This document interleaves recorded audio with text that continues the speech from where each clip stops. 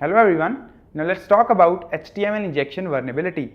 So HTML injection is also called as rendering attack because instead of injecting JavaScript into a web application, we try to inject HTML code, and if that web application is being rendered according to our HTML code, which means that web application is HTML injection vulnerable.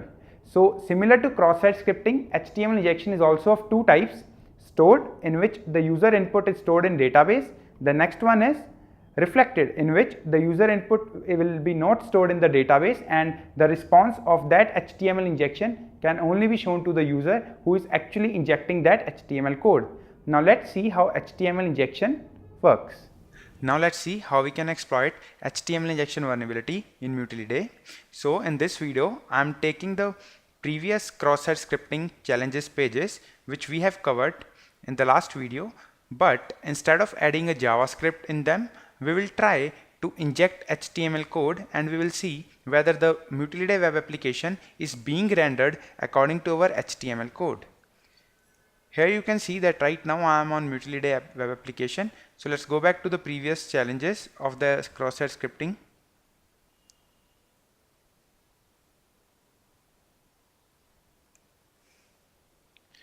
And here you can see that right now we are at this challenge set background color. So this challenge looks similar to the cross-site scripting, but now here instead of adding a JavaScript, we will try to add HTML code. Okay, let me close this tag. Now let's add here h1 tag and let's see whether this web application or this page is being rendered according to this HTML tag. So let me just write down here HTML injection and let me close this h1 tag. Let's click over here, set background color, and here you can see that we are successfully able to execute HTML code here, and here you can see that this web application, this web page is rendered according to our HTML code. Here you can see our HTML h1 tag is executed. So this is the reflected HTML injection. Now let's have a look at stored HTML injection, but before going, let's reset the database so that our previous JavaScript query which was stored in the database just get deleted. Now let's go here, cross-site scripting, second order, and add to your block. Now in the last video, if you remember, then we just came to know that the td tag is responsible for enclosing our input.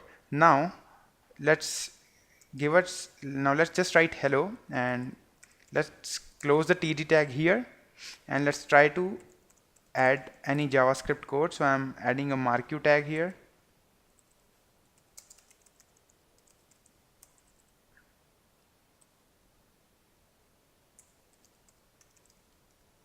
And let me click on save blog entry and let's see whether we are able to exploit this page or whether we are able to execute the HTML injection here or not. Okay, so here you can see that our HTML code marquee tag is being executed and it's running here, you can see. And in this video we have covered that what is HTML injection, there it's different types, and here we will see that how we can exploit the HTML injection vulnerabilities.